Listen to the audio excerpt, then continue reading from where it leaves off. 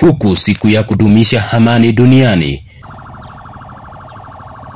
leo katika katusi la Uasin Gishu. Sherehe hiyo imefanyika katika uwanja wa Huruma viungani mwa jiji la Eldoret.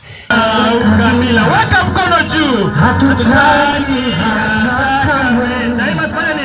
Wakenya kutoka tapaka mbalimbali waliweza kujitokeza ili kukumbuka na kusherehekea siku hii.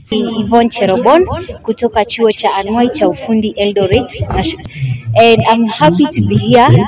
Like today we are celebrating the Peace International Day, a day that is dedicated in promoting peace, tolerance.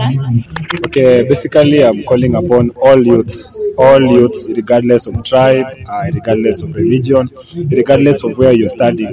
Let us come together as youths and ensure that we preach peace everywhere. Let us not be used to the politicians.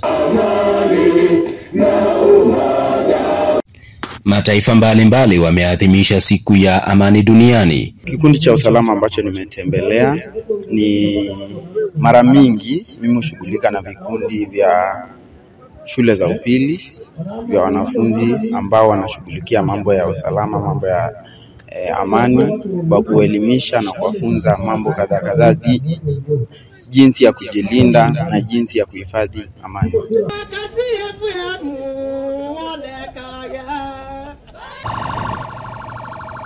Katika eneo la Huruma, eneo la Uasin Gishu, nikiripotia mpashi wa EFC.